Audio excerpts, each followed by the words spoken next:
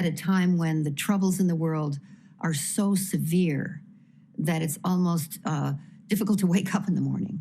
I want to talk about grounded optimism, something we need and something that everyone has access to. Grounded optimism is not stepping over things that aren't working. Grounded optimism is not being in denial. Grounded optimism is not fairy tale thinking or Pollyanna thinking. It's not even positive thinking. It is looking for, in the fabric of life, that which you can affirm. And grounded optimism takes a kind of character, a kind of depth of someone who knows that their life, what they say, who they are, the way they behave, makes a difference to other people. So a grounded optimist is someone who can find the possibility in anything, who can find gratitude and appreciation in anything. There are so many ways to find a place to look and see what's beautiful, what's true, what's working, what has integrity, what has love, what is growth, what is development, what is progress.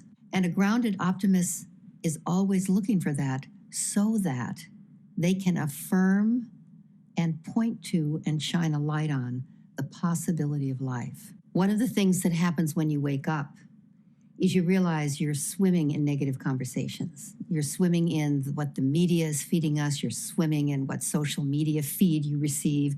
You're swimming in people's complaints about the world, perhaps even your own.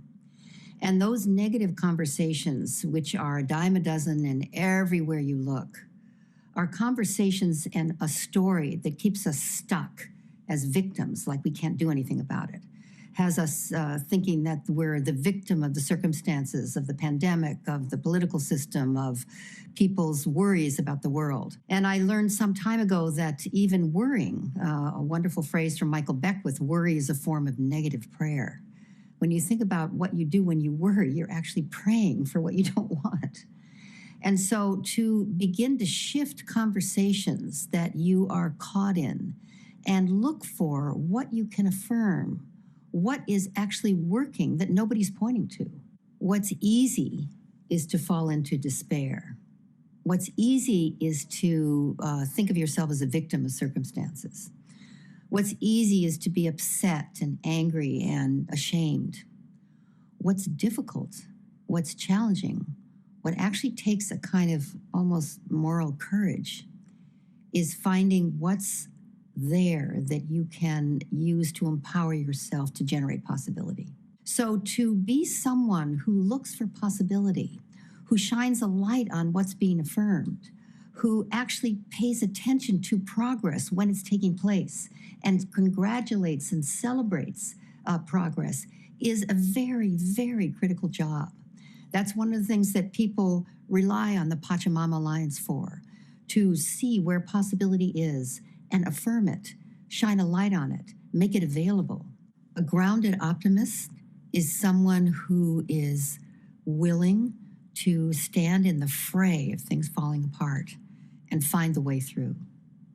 A grounded optimist is someone who can take whatever's going on and give people a ray of hope, an aperture and opening so they know how to go forward.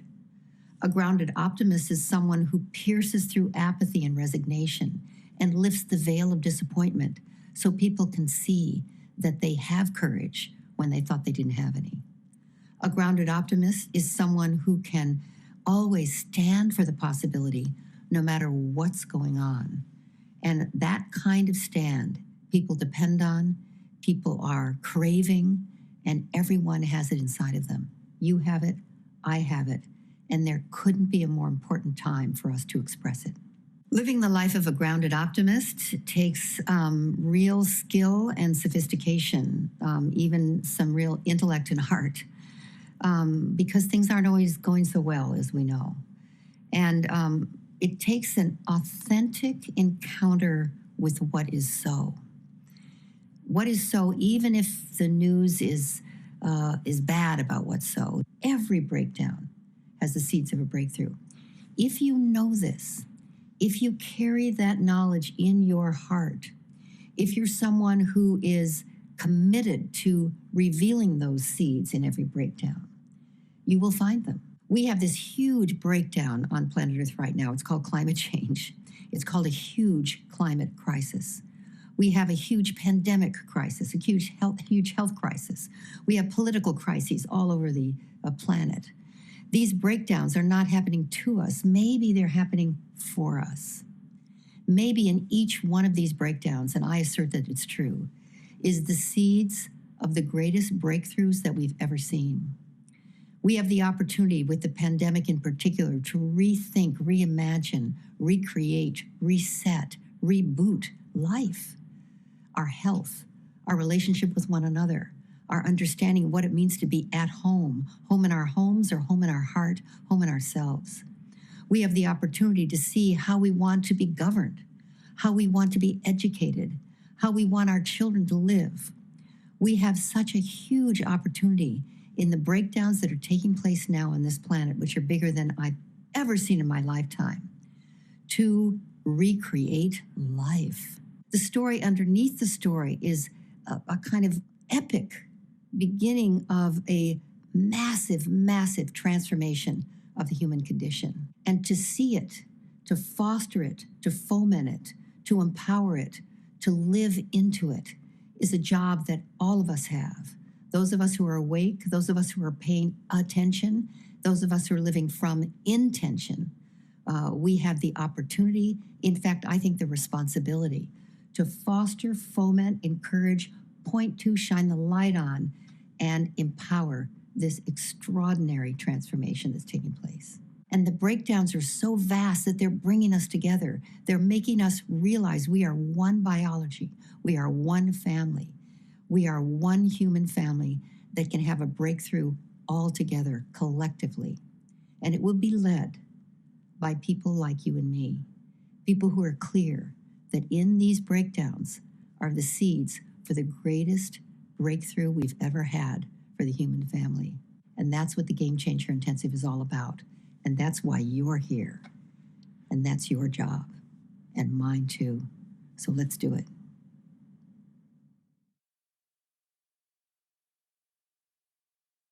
At a time when